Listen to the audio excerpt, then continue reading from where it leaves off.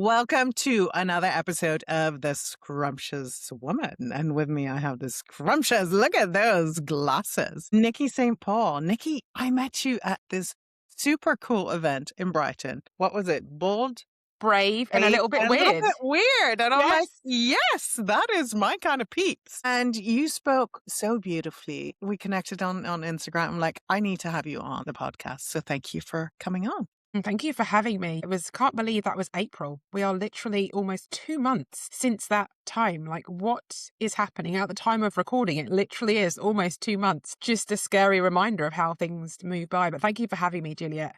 It's so quick, right? And Nikki, I loved your little bio, and it said good girl slayer, because we all think we're a little bit too much. So put ourselves into these boxes, or the boxes that society puts us in. And tell us, how did you come to be a coach and help women through this? And that's such a good question. I've not actually been asked that specific question before, but prior to starting my own business about 3 years ago, early 2023 was when I first came online. Prior to that, I'd had almost 2 decades of experience in the pharmaceutical industry, in sales, training and marketing for the last decade. So I'd led cross-functional teams, I'd line managed, so I'd always been doing coaching, whether it was to my direct reports or to just through people that were in the same cross-functional team as me. So I've always done that. I've never had like official training per se. I realized that I really loved that part of my job. I love supporting my team to get unstuck, to find a way forward, to realize that the answer was always within them. And so when I got made redundant at the end of 2022, it was like, okay, what do I want to do? And I never, ever thought I'd be doing what I'm doing now in a million years. Didn't have that plan.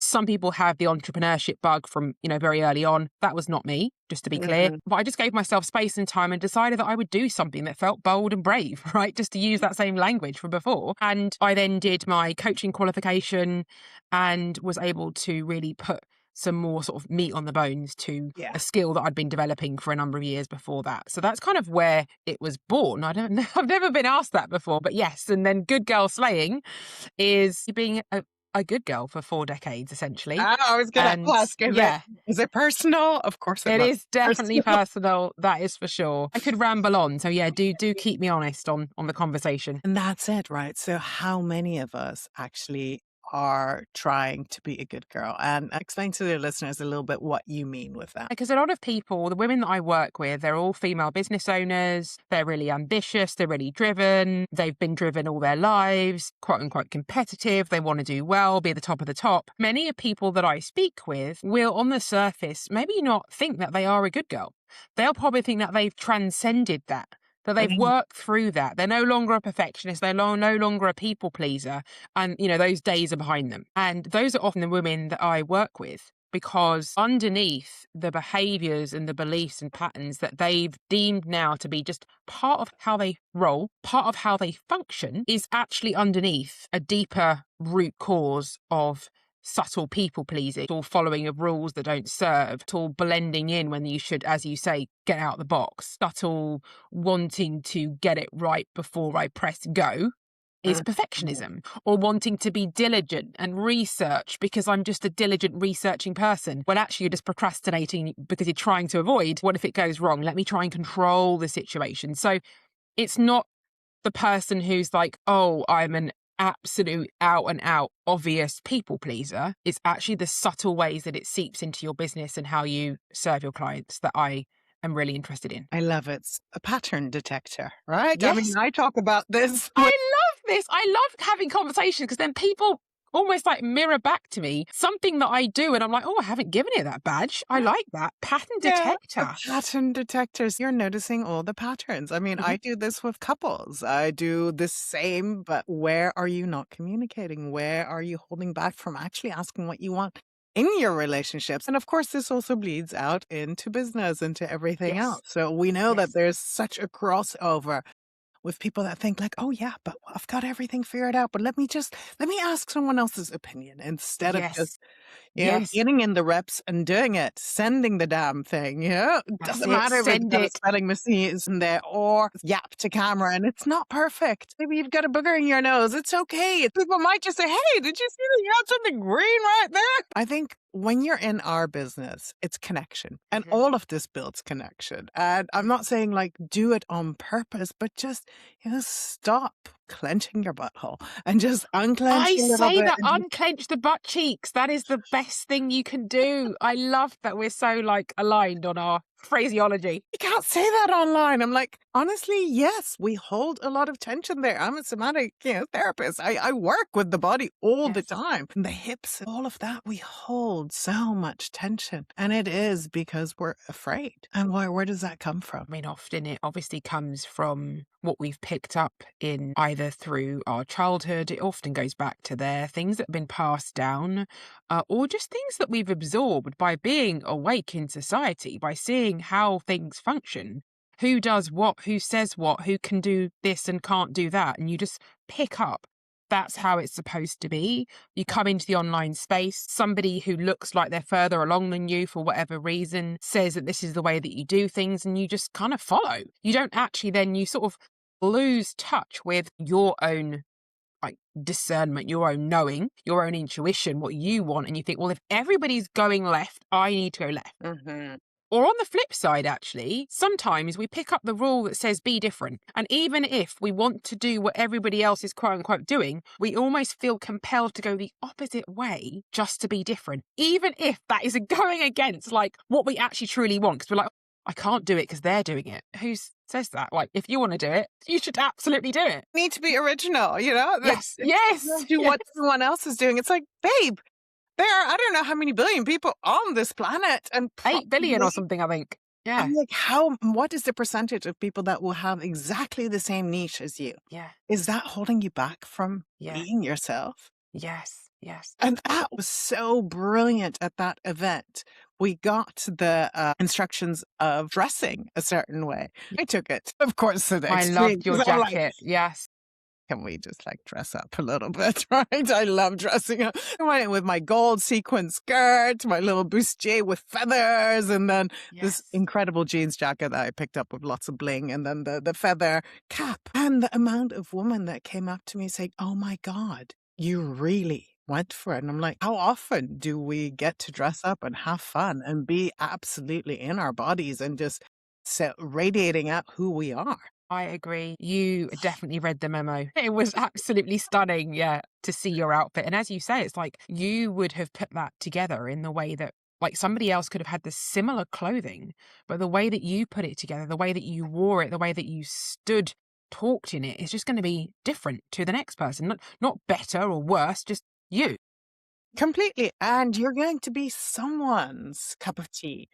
Right, because I talk about this all the time. Like, hey, I'm not your cup of tea if you're this, and that. And I will call you out when you do boom, boom, boom, boom. And people are like, oh, that's scary. I'm like, then move on. I'm someone's cup of tea, but maybe not yours. I love that. This is what I love that you are speaking about as well. That it's like, hey, come on. Don't try to please everyone. I think that those are the two things, really. It's this recovering people pleaser that I think hold a lot of women who I work with back, wanting to get it perfect, therefore slowing down momentum, or wanting to make decisions and moves in your business where you are placing far more attention on the perception of others and managing that perception, which actually you can't do because I can't control how you're perceiving me in this moment. I can spend time trying to fandangle it, but I really don't know.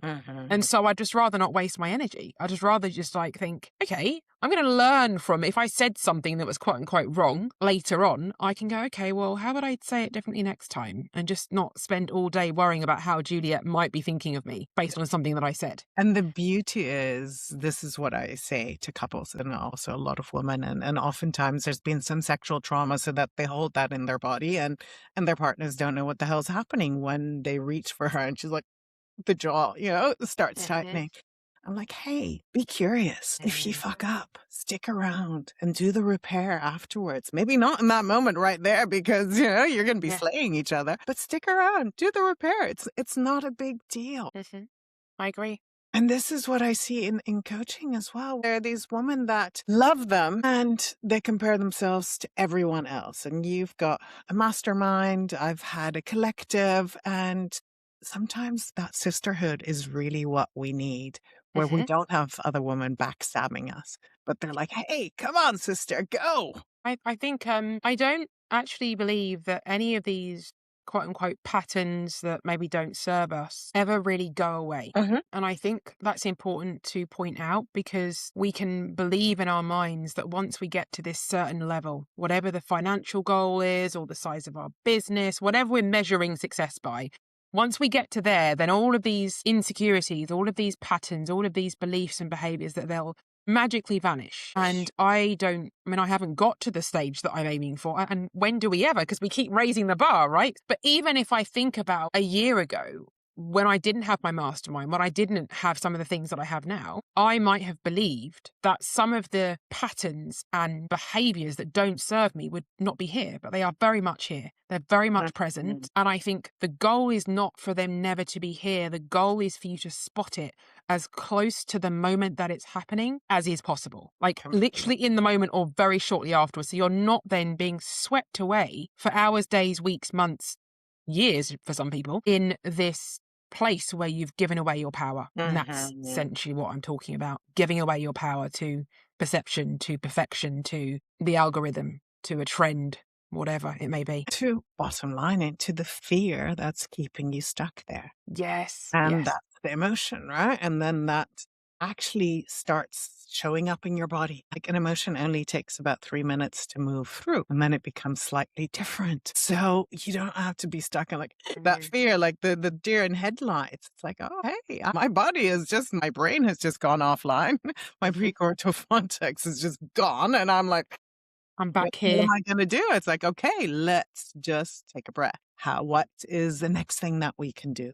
And maybe sway our hips a little bit, do some cross body movements. And this is where I bring in the body a lot, but it's not Yes. just mindset, because it's not. It's a combination of so many things. And I don't know if you touch upon this, but there's a lot of ancestral stuff as well. Depends where you came from. I was working with a woman from Ethiopia, working at the headquarters in New York of the UN, very successful, could not put on weight. We trace it back to her tribe and her being afraid to be ousted by them because they had gone through so much famine. And once you can actually then rewire that, Wow. all of a sudden she's like, oh, I've put on 5 pounds, which for her was like Huge. massive. And it's Yes. like, you don't understand what some of the conditioning is, of some of actually what is the lineage, where people come from. And that's all really important to just have that, 100%.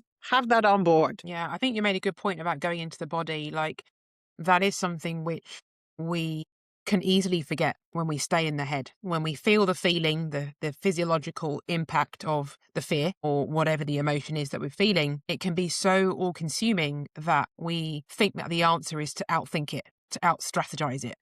And that just never really works. Like literally this morning, I woke up feeling overwhelmed about something that I had to do. And for about maybe 5 or 10 minutes, I sat there in front of the laptop trying to figure out what I needed to do. And I don't know what happened, but it just clicked that I needed to get up and go outside. And I walked for about 25 minutes. Anyone who saw me would have thought, who is this woman possessed, swinging her arms like a mile a minute? And then I slowed down and I literally came back and I was a different person. Like, yes, I still have all these things I need to do. And yes, I'm not certain of anything really, because who is? Like, the next moment isn't certain. But that reminder, what can help somebody remember when they're in their head like I was this morning on my laptop? And I can't tell you, Juliet, what prompted me, but it was something and I acted on it immediately. Perfect. So you've already done that, right? So you got the hit. It's like, move that body. I was at Nikki, the 6 a.m. Wake Up Yes. Club. So I was a speaker on her thing on Friday, and we were talking to touch, and I'm talking about that the skin is the largest organ, and we're going to do the PG touch, and we're just going to be touching the inside of our wrists. And all of a sudden, I just saw them all like, I'm like, okay, change of plans. So let's put on a song. Get up and move your body. And everyone got up, moved their body. Of course, I took them through some cross-lateral stuff, all kinds of stuff that there's science behind. They didn't know that. They just mimicked what I was doing. came back and they're like, my God, this was good. I'm Yes. like, the quickest way to change your state is to shake it out, is to put on a song, Mm. is to just move it for a moment. Stick out your tongue, Yeah, like the lion's breath and all of that. right? You know what? That's really reminded me of something that I really want to bring more into my work again. Prior to pivoting into business coaching, Good Girl Slaying in September last year, I was doing like breath work and nervous system regulation. I trained in Right. EFT, polyvagal theory, all of that. And it's funny how sometimes I'm not quite sure how this links, but it's coming up for me. Sometimes we can throw the baby out with the bathwater. We can go, oh, well, now I'm doing that. Everything about what I was doing before is like null and void. What I'm realizing just from this conversation and what I did this morning, going out on a walk, I'm like, oh, I used to talk so much, and I still do in my own work behind the scenes, talk about shifting of state and how that essentially can change the actions and the results that we get in our life and business. Mhm. And it's just been, you're like the second or third person that's reminded me about this conversation is a conversation that I want to have more of because I know the power of it, because I naturally do it. But I think realizing that not everybody does. That's the beauty of structure. So you have these tools, like I call them my Juliet toolkit, because there's tapping, there's CBT, there's Yes. NLP, there's an EMDR therapist, hypnotherapist, coach of coaches, all that kind of stuff, Yes. and then the somatic stuff. And people are like, "What do you do?" I'm like, "Well, I started with midlife and this and that, and then relationships." And I'm like, and I started out being a Senko, so keep teaching kids on the spectrum. And they're like, Yes. this is all a lot of very different things. I'm like, well, actually, no, because it's the same toolkit that I've used to even sit with people when they're dying and helping them pass over. So it's like Wow. you Yeah. have all of these and you can create your own structure with it. Yeah. And this is what I say for intimacy. It's not spontaneity that creates intimacy. It's Yeah. actually structure, structured Mm. dates, structured times, structured. The Mm. brain can actually know, I'm going to be doing this for 5 minutes. Same thing that you could probably teach your woman. It's like, hey, do the next task for 15 minutes.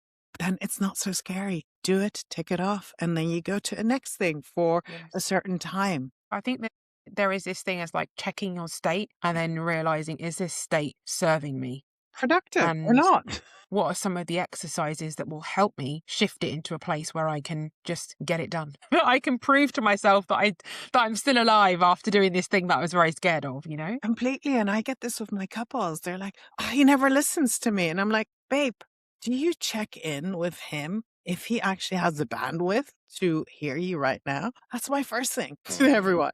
I'm like, okay, check in with yourself. Do you actually have the bandwidth yourself to speak about something? And how long for? So can you give it a time container? 5 minutes. Hey, babe, Yeah. I need you for 5 minutes. I just want to connect with you. Do you have time at 7 o'clock tonight? And if he Yes. says, oh, yeah, actually, no, but can we do it tomorrow at 6 o'clock in the morning? It's like, yeah, great. These offers and counter offers, but also just recognizing, do you have the bandwidth? Or are you trying to push something through after you've just given dinner to the kids and you've just put them to bed and you're Mm. so frigging tired and you actually don't want to speak about anything? You just want to put your head in between your knees and like breathe for a moment. It's very true. Capacity on both sides. And I don't think a lot of people speak about that. They're just like, no, Mm. you got to push through. And I'm like, no, that's where you get burnout. And that's what you see with the coaches online. That's what you see with business executive and especially women, because we do carry a lot of the workload at home as well. Then we have our hormones and all of that. Let's not even go down there. That's a whole different topic and conversation. Oh, I was in London on Sunday. We went to this comedy show in a really cool hotel. And before that, they got everyone in the bar. And it was so hot in there. So I went to reception. I'm like, hey, there are a few of us menopausal women in there, but I mean, it is like, it's like 29 Yes. degrees in Yeah, you gotta do something about it. she came out and she's like, I'm menopausal as well. Thank you for saying that. And I'm sure there are a few women in there. So immediately it got turned down. But it's like saying that uncomfortable thing. Yes. And that's what create connection, right? One Tell me, what are the 3 things you would teach women when they come into your mastermind or when they mm. have these tendencies to be the good girl and they sabotage their business and their lives, actually? A lot of the work I do, like my mastermind is called The Convicted Woman. So Oh, it's not called The Good Girl Slayer. It's actually like focusing on who you are being, who you're wanting to be, rather than looking back at what you're slaying and what you're trying to get rid of and minimize. It's like, okay, who do I need to be so that I can really build the most successful, thriving business and live the most abundant life? Then conviction is a key part of the work I do. What we look at in my work is really getting clear and aware of your likely good girl archetype. By Mhm. that, I mean, everybody has a tendency to fall into, one of 5 different archetypes, sometimes more. And so the good girl is either the permission seeker, the chameleon, the perfectionist, the overachiever, the superwoman. And so what I ask my clients to do with my support is to identify which one or two of these is more like me. Yes, you can probably identify with all 5, but there will always be one or two that feels like you. And can you really get to know how the permission seeker, just as an example, that's the people pleaser, the one who seeks permission all the time, how does that show up for you? What are your thoughts, your behaviors? How does your body tell you that it's like kind of getting into a bit of a getting ready to give away your power and trust somebody else in advance of yourself? So that's the first thing, is like really get raised awareness, Mhm. because at the moment, those behaviors and patterns are working subconsciously. You're not even aware of it, and they're doing damage and you don't know. We need to get the knowledge and the awareness up. And then the focus on everything I do is really around getting clarity and certainty through movement, through action. This is really where some of the other tools that we've just been talking about would actually help. But a lot of the work that I do is on, you're not going to get that clarity and that certainty and that confidence by sitting and thinking about it. We have got to move. The convicted woman is able to back herself before she sees proof Mm. in what is actually external, whether that's sales, clients, whatever it is, depending on who you're working with. The third thing that I focus on is how can we train your brain to look for signs that it's working and to celebrate along the way. These things feel really simple and obvious, but when you have them as a foundation and you layer on top of that strategy and tactics and a launch plan and messaging and all those things that we look at, but you can have all of that and still not actually do anything because you doubt yourself, you don't get going, you don't look for signs it's working. And this is why we literally every single day focus on the inputs and celebrate those, and also celebrate the small wins, like literally down to, wow, I had this conversation, or I've gained a few new followers, or I'm having these more people have, signed up to my whatever the offer is, or any extra clarity that you have gained. Don't dismiss it because you think it's just too small. Mm. Celebrate everything, because what you're doing is you are proving and stacking the evidence that shows that when you do take action in uncertainty, you still create these small results that are the beginning of the big result that you're actually looking for. And so it is that awareness, that movement, and not waiting to feel certain, ready, clear. And don't always focus on the gap to where you've not got to. Look back at the gap from where you've actually been and really acknowledge it. Because we're very bad at that if we're quite ambitious people. We're like, oh, I haven't got here, I'm not good enough, and all these things. Let's look at where you've come from. Celebrate the fuck out of it. Yeah, literally. And I do that. I've been known to celebrate with donuts and sprinkles and candles Absolutely. because I can and I will. And that's the beauty of the RAS, right? The reticular articular Yes. system. You're thinking about buying a red car, and all of a sudden you see red cars everywhere around you. And all of a sudden you're thinking about becoming a mindset coach or this or that. And then all of a sudden you see them everywhere on the platform. You're like, oh Yes. my God, I'm not going to have that. But actually, yes, you are. Yes. And this is what I taught my children. And that's why I actually created my cards, because they ask a question every day, of an interested question, of an opening question. And Yes. with my kids, I used to say, tell me one quality that you love about yourself today that you did. And they're like, yeah, because when they're young, when they're teenagers, they're like, how was your day at school? Like, Yeah. but if you say, "Oh, tell me one quality that, that you did today that really shone through." I normally be like, no. And I'm like, "Well, actually, I was really kind. There's this boy that was getting picked on, and I just told people to fuck off." And it's like, "Oh, yeah, good for you." And the thing is, they're in their 20s now, but they use the cards with their friends. And they also use this system, the diet system. So they're like, oh my God, Mom, you've done this for a long time with us. I'm like, yeah. Yes, I love it. And this is things that we can do it each day and say, hey, like, in what way am I proud of the way that I've shown up today? Even if you had a wobble, and what I think we can focus on instead is, well, the fact that you noticed that you had it and you did something about it.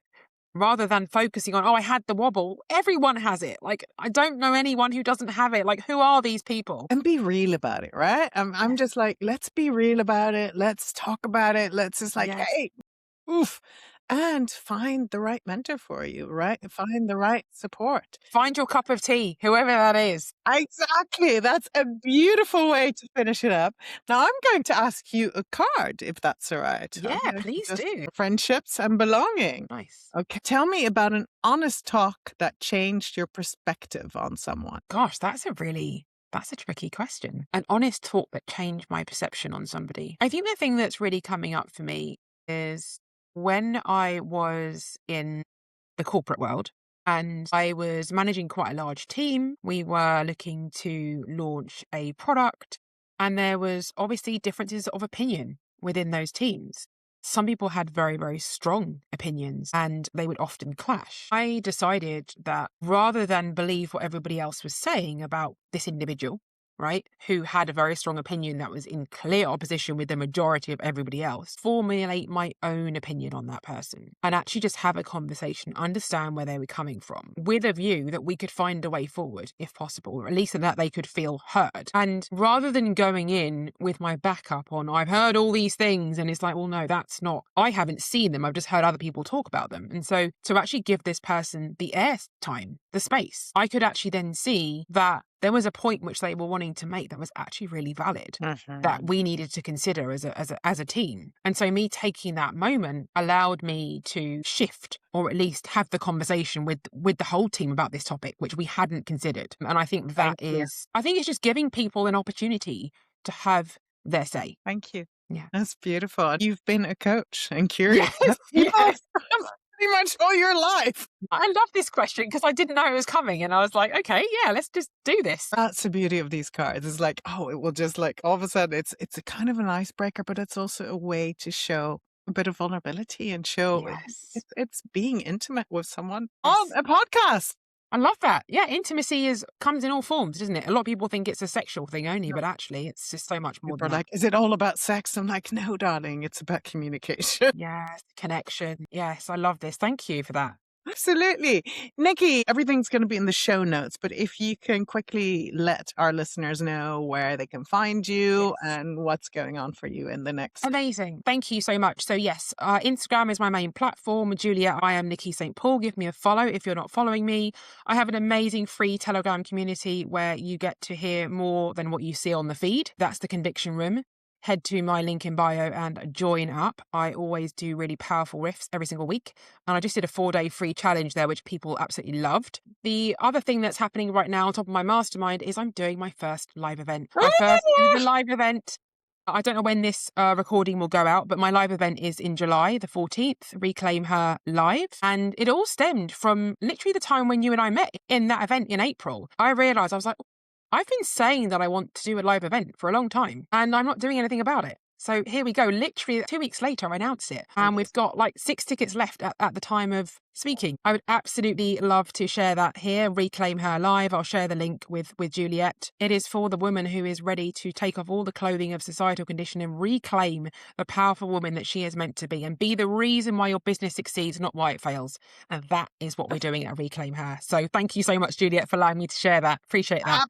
Absolutely. My God, sounds like an incredible event. Live speaking is one of my favorite things. Absolutely. It's been a delight having you on. Thank you for being so honest and just sharing what's going on in your world. Thank you so much. You're welcome. And much love. Everyone, give her a follow.